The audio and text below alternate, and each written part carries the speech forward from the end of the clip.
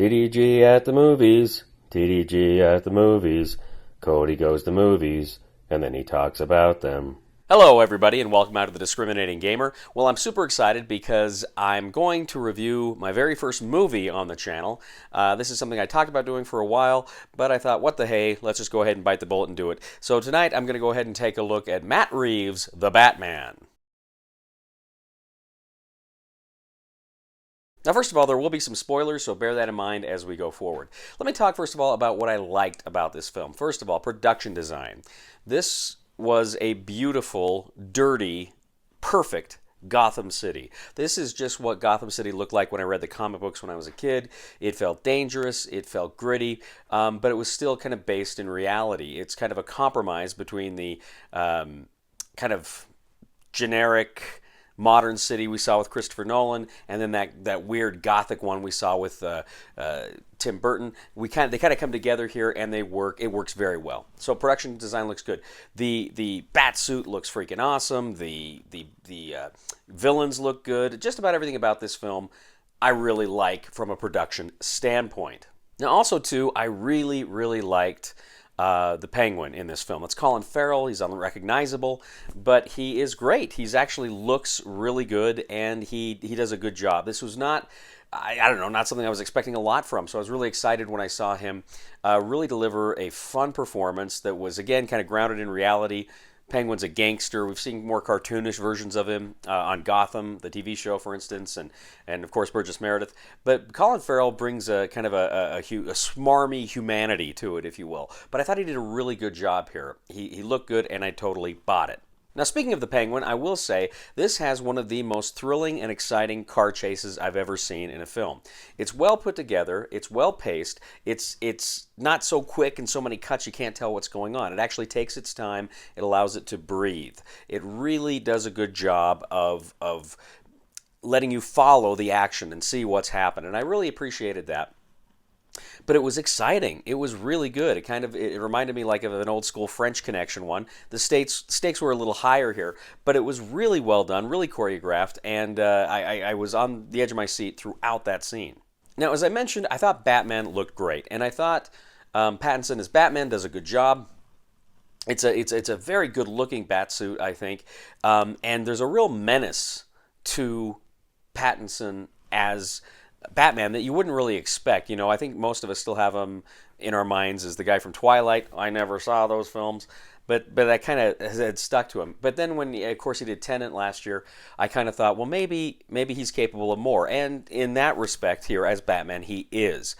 He does a great job as the Caped Crusader. And what makes this particular version of the Batman, I think, work, and in a way makes it one of the most interesting Batmans, is he gets the crap beat out of him. He really takes punches here. He really gets hurt. He really has some moments where you feel it. And you also sense that he's scared. I mean, he's still new at being Batman. This is only 2 years after he started being Batman.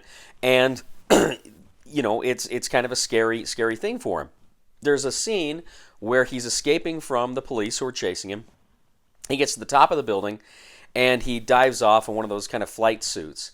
And right before he does it, as soon as he looks over the edge, he's got that, I mean, you see Batman kind of afraid of jumping off a building. And you can see in his eye, this is the first time he's ever done something like this. And it was thrilling. And of course, when he actually flies, it goes good until it doesn't. And it's a painful landing. But it was really exciting, and it was, again, it brings that sense of humanity. You know, we always praise the Christopher Nolan Dark Knight films because they were so well grounded in reality. And you thought, well, this is what Batman would be like if he were real.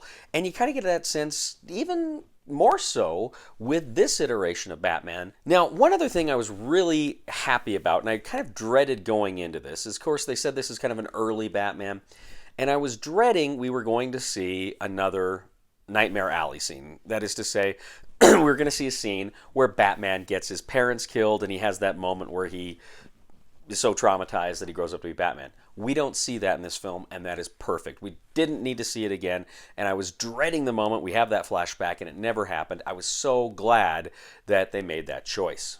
Now, Zoe Kravitz as Catwoman. She's good. I don't think she's necessarily great. I think she does a good job. She didn't blow me away. It was a good job, serviceable job. Good, not great there. But now let me talk about the things about the film I don't like, because there's more than a few. Jeffrey Wright is a great actor. I loved him on Westworld. I thought he was brilliant in Boardwalk Empire as Dr. Narcisse. He was great. And I liked him in the James Bond films as well. I think he's really a great actor. But I feel like he was kind of wasted here, because I feel like the character of Gordon was just sitting around kind of as a sounding board for Batman, kind of the Sherman to Mr. Peabody. Oh, so that's how science works. I didn't feel, as someone who had read the comics when I was younger, I didn't really get a sense that this was an active Gordon, somebody that was actually doing things. Here he's just an adjunct to Batman, and that was kind of disappointing. So I wasn't a big fan of that aspect of the film. Now, also too, I said Pattinson does a great job as Batman, and he does, but his take on Bruce Wayne is not good.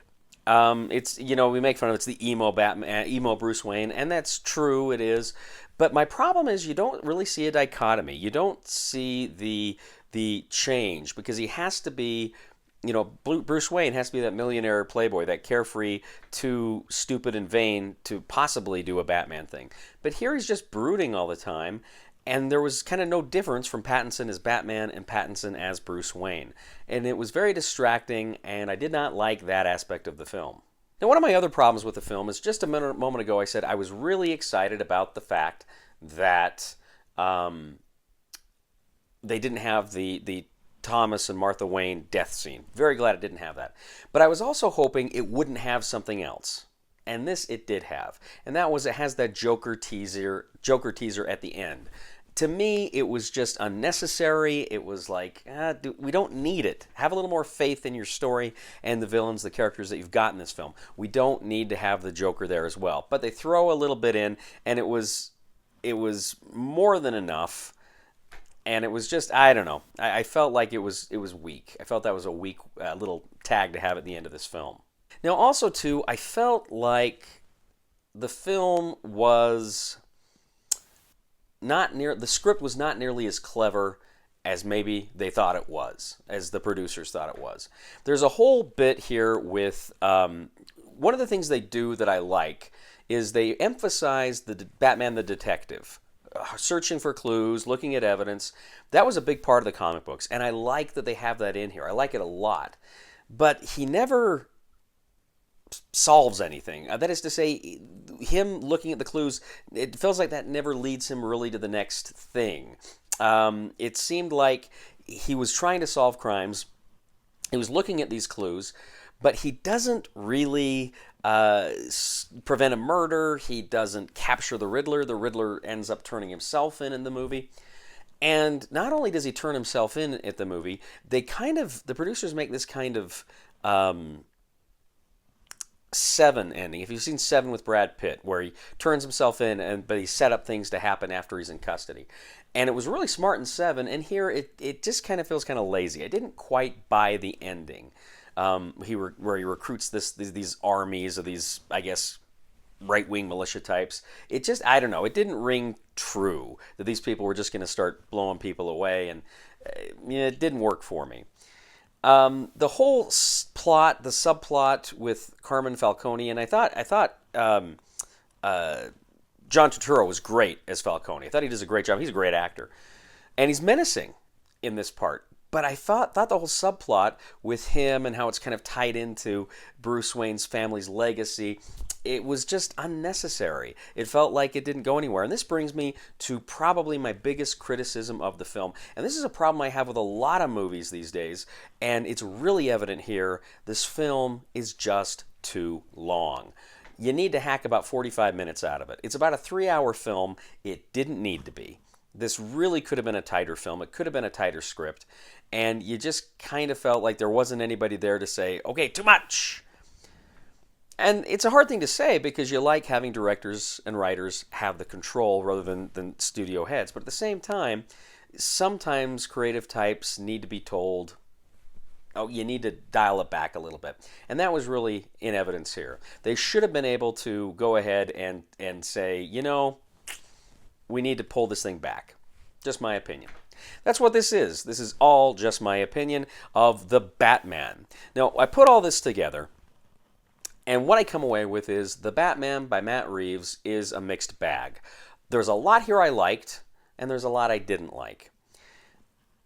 I probably liked it a little bit more than I didn't, but just a little bit more. And I will say this, I'm excited to see where they take this franchise. I'm excited to see what they do with it, what they can make out of it. If they make a sequel that can improve upon some of these things, can be a tighter script, maybe a little smarter script, I think this could be big. I think this could rival, potentially, Nolan's Batman trilogy. Batman Begins was a good film. I don't think it was a great film. Dark Knight was awesome, and I'm one of the few people that really like Dark Knight Rises a lot, too. So with all that in mind, I'm going to say Matt Reeves' Batman, out of 5 possible Cody points, I'm going to award it 2.5 Cody points. Well, thanks. Let me know what your thoughts are. Did you like the Batman? Did you have issues with it as well? Let me know in the comments, and I'll see you next time for another TDG at the Movies. TDG at the movies. TDG at the movies. Cody goes to movies, and then he talks about them.